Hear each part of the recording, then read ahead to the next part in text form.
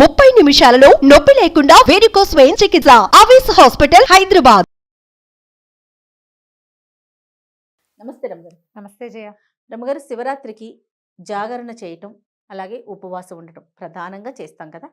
అసలు జాగరణ ఎలా చేయాలి, ఉపవాసం అంటే ఎలాంటి నియమాలు పాటించాలి? ఉపవాసానికి సరైన అర్థం సమీప వసనము, భగవంతునికి దగ్గరగా ఉండటం. అంటే ఇప్పుడు మనం అన్నం తింటాం అనుకో, అన్నం తినగానే ఆవకాయ వేసుకుందాం, లేదా ముద్దపప్పులోకి నెయ్యి వేసుకుందాం, దాంట్లో ఆవకాయ నలుచుకుందామా, మాగాయ నలుచుకుందాం, దెబ్బకాయ నిమ్మకాయ నలుచుకుందామా అనిపిస్తుంది ఊహ. తర్వాత పప్పుచారులో ఉప్పు తక్కువైందని ఉప్పు వేసుకుంటాం, 2 వడియాలు నలుచుకోవాలి, 2 అప్పడాలు నలుచుకోవాలి, ఓ 2 ఊరుమిరపకాయలు కావాలి. ఎంత వచ్చింది ఆసక్తి? అవును, అవునా? అన్నం హెవీగా తినేటప్పుడు బాగుందని ఇంకో ముద్ద ఎక్కువ తింటాం, పొట్ట నిండా ఉంటుంది అని ఆవలిస్తాం.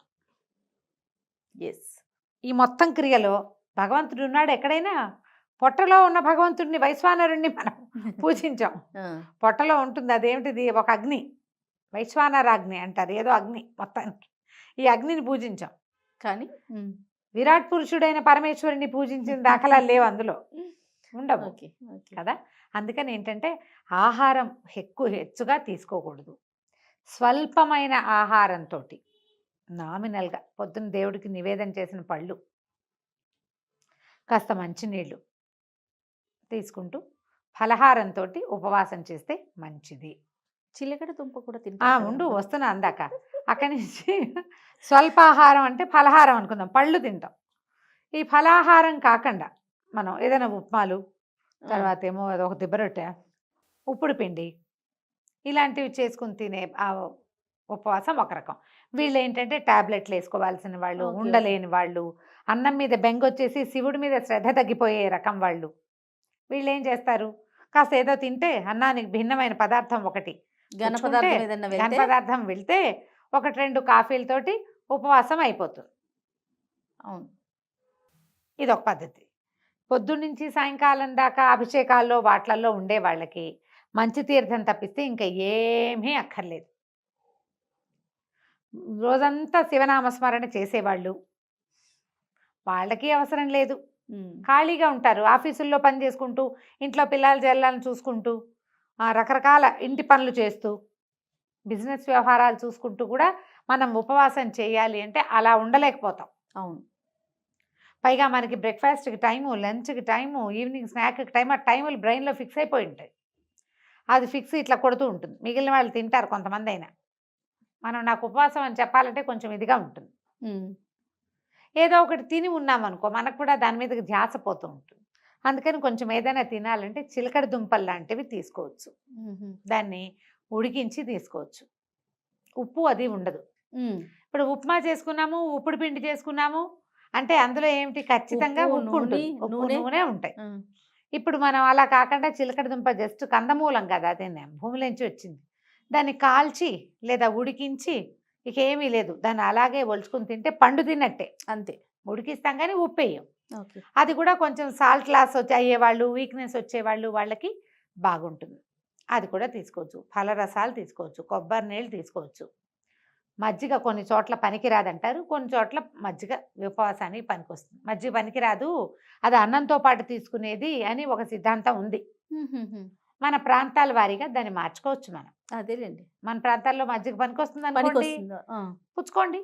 పల్చటి మజ్జిగ తీసుకుంటే ఆ శరీరానికి ఆరోగ్యము, ఉపవాసం డిహైడ్రేట్ అవ్వకుండా ఉంటాము, ఉపవాసం కూడా నెరవేరుతూ ఉంటుంది అందులోనే.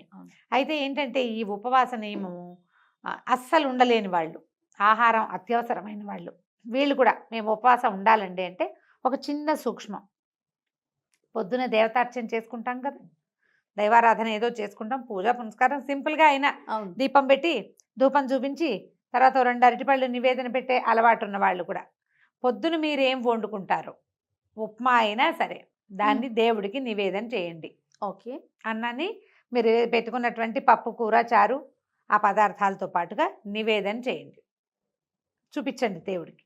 ఆ నివేదన చేసింది ప్రసాదం అనబడుతుంది, అన్నం అనకూడదు ఇంకా దాన్ని. ఓకే. ప్రసాదాన్ని తీసుకోండి. ఆరోగ్యం సరిలేని వాళ్ళు, కడుపుతో ఉన్నవాళ్ళు కూడా చేయొచ్చేది ఉపవాసమే. అది ఉపవాస నియమాలు, ఇది ఒక సూక్ష్మం. ఈ నివేదన చేయబడని ఏ వస్తువుని తినద్దు. మధ్యాహ్నం బిస్కెట్లు, సాయంకాలం చాక్లెట్ నోట్లో వేసుకోవటాలు అవి చేయొద్దు. కాఫీ, టీ, పాలు, మజ్జిగ ఈ 4టికి ఎగ్జంప్షన్. ఘనమైన ఏ పదార్థమైనా సరే పొద్దున నివేదన చేస్తే తీసుకోండి. సాయంకాలం కూడా దేవుడికి చూపించిన పళ్ళు తీసుకోవచ్చు. మీరు పొద్దున అన్నము తినేస్తారు, రాత్రికి పళ్ళు తింటారు, ఉపవాసం సరిపోతుంది. ఎవరైనా ఏదైనా ఆఫర్ చేస్తే తీసుకోవద్దు. నేను అన్నం తినేసా అని చెప్పండి, నేను ప్రసాదం తిన్నా అని చెప్పండి. ప్రసాద భావనలో ఉండాలి. ప్రసాదమే తీసుకుంటాం. దసరాల్లో ఒక సంవత్సరం చాలా తీవ్రమైన అనారోగ్యం చేసింది నాకు. కానీ నాకు ఉపవాస నియమం చేయడానికి వీల్లేదు. తప్పకుండా ఉపవాసం చేయాలనే ఉంది. మేము ఈ నియమం తీసుకున్నాం. మాకు ఒక పెద్దవారు బోధించారు ఇది.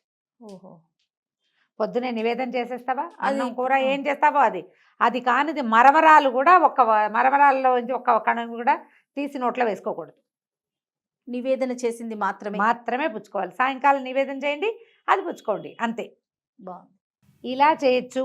దీంతో ఏ అభ్యంతరము లేదు. ఇంకొక చిన్న అనుమానం రమ్మగారు, మరుసటి రోజు కూడా ఈ ఉపవాస దీక్షను కొనసాగించాలా? కాదు, ఇవాళ రోజంతా ఉపవాసం ఉన్నామనుకో, మర్నాడు మధ్యాహ్నం భోజనం చేయొచ్చమ్మా, దాంట్లో ఏమీ లేదు.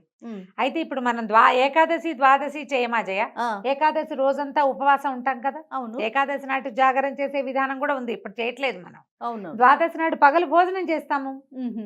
ద్వాదశి నాటి రాత్రి మళ్ళీ భోజనం చేయకూడదు. ఓహో. ద్వాదశి పారణ చేసి ద్వాదశి నాటి రాత్రి భోజనం చేయం. అలాగే శివరాత్రి మరుసటి రోజు మధ్యాహ్నం భోజనం చేస్తే రాత్రికి పలహారం చేయమనే చెప్తారు, అన్నం తినండి అని చెప్పరు. ఓకే అండి, ఓకే. అయితే దీంతో పాటు మనకి జాగరణ మీద అనుమానాలు. అవునండి. జాగారం చేయటం, ఇప్పుడు జాగరణ అందరూ చేయగలరా?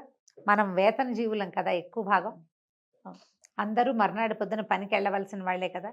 తెల్లవార్లు మెలకుగా ఉండగలిగే వాళ్ళు ఎవరుంటారో శివనామస్మరణతోటి దేవాలయంలోనో లేదా లింగోద్భవ కాలంలో అభిషేకాలు జరుగుతుంటే అభిషేకం ఇంట్లో చేయించుకునే వాళ్ళు, మఠంలోనో పీఠంలోనో దేవాలయంలోనో సామూహికంగా అర్చనలు జరిగే చోట ఉండేవాళ్ళు తెల్లవార్లు జాగరణ చేస్తారు.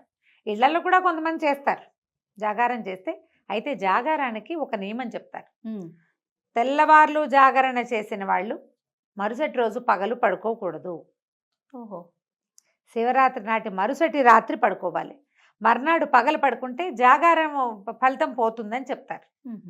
అయితే ఇప్పుడు అందరూ జాగరణ చేయలేరు కదా. ఇప్పుడు నీ బోటి నా బట్టి వాళ్ళు చేయరు. మర్నాడు పొద్దున్న షూట్ నన్ను కూడా కలిపేసుకుంటున్నారా? మరి నీ పొద్దున్నే షూట్ ఉండదు. ఓకే, నిన్ను కలుపుకోక తప్పదు కదా. మర్నాడు షూట్ ఉంది, నువ్వేం చేస్తావు? జాగారం చేస్తావా? అస్సలు చేయను రాము గారు. అందుకే చెప్పా. ఓకే. అందుకని మనం ఏం చేయొచ్చు, లింగోద్భవ కాలం వరకు మనం శివనామ స్మరణలో గడిపి అప్పుడు పడుకోవచ్చు. ఉండలేని వాళ్ళు తెల్లవారుజామున పడుకోవచ్చు. అది కూడా జాగరణ కిందకే లెక్కకు వస్తుంది. మనం లింగోద్భవ కాలం అయ్యాక 2 గంటలకు 1 గంట దాటిపోవాలి, 2 o'clockకి పడుకోవాలి. 2 గంటలకు పడుకుని మర్నాడు యథావిధిగా శివార్చన చేసుకుని యథావిధిగా భోజన కార్యక్రమాలు తీసుకోవచ్చు. పగలు పడుకోకూడదు, అది నియమంగా పెట్టుకోవాలి. శివరాత్రి మరుసటి రోజు పగలు పడుకుంటే ముందు రోజు నువ్వు 1 గంట దాకా మెలకుగా ఉండి శివనామస్మరణ చేసే ఫలితం కూడా పోతుందట. ఓకే. ఉండకూడదట, పడుకోకూడదు. పగలు నిద్ర మానేయండి, ఆరోగ్యానికి మంచిది. రమ్మగారు, జాగరణ, ఉపవాసం వీటితో పాటుగా శివనామ స్మరణను మాత్రం వదలకూడదు అంటారు కదా. వదలకూడదు. సామాన్యులు కూడా అనుకోవటానికి వీలుగా ఎలాంటి మంత్రం చెప్తారండి? పంచాక్షరి ఓం అంతే, నమ ఓం శివాయ. నమః శివాయనా?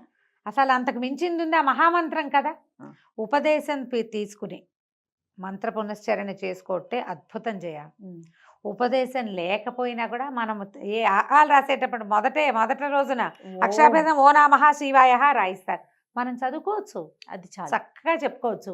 నా మాట ఏంటంటే ఈ మొత్తం చెప్పామా, చివరికి కన్క్లూడింగ్ పార్ట్ ఒకటి చెప్తా. చెప్పండి. శివరాత్రి రోజున మీరు ఉపవాసం చేయకపోయినా, జాగారం చేయకపోయినా, పూజ చేసుకోపోయినా, గుళ్ళోకి వెళ్ళలేకపోయినా, లేదా ఈ మన ఏకాదశి రుద్రాభిషేకాలు అటెండ్ చేయలేకపోయినా ఇతరులతో పోట్లాడకండి. మీరు ఎవరితో మాట్లాడుతున్నారో, ఎవరితో కలిసి ప్రవర్తిస్తున్నారో వాళ్ళని శివుడుగా భావించండి. చాలు, అంతే. శివరాత్రి పూర్తిగా సక్సెస్ అయిపోతుంది. ఈ రోజున మీరు దుర్భాషలాడడము, పోట్లాడడము, అనవసరమైన వాదనలకు దిగటము, అక్కర్లేని వ్యవహారాలు చేయటము అది మాత్రం చేయబోకండి. ఈ పూజా విధానం అవన్నీ మనకి చేత కాకపోయినా ఓం నమ శివాయ, ఓం నమ శివాయ, ఓం నమ శివాయ అనుకున్నా కూడా జపిస్తూ ఉంటేనే, నిరంతరము జపిస్తూ ఉన్నా కూడా సరిపోతుంది. జపం కూడా చెయ్యము, మాకు ఇష్టం లేదు, మాకు చేత కాదు అనుకునేవాళ్ళు కనీసం పోట్లాడకండి. బాగుంది. ఈవేళ శివుడు భూమి మీద నడుస్తున్నాడు, మనకి ఎదురవుతాడు అన్న భావనతో పనిచేయండి, చాలా బాగుంటుంది జీవితం. సూపర్ రమ్మగారు. నమస్తే. నమస్తే జీ.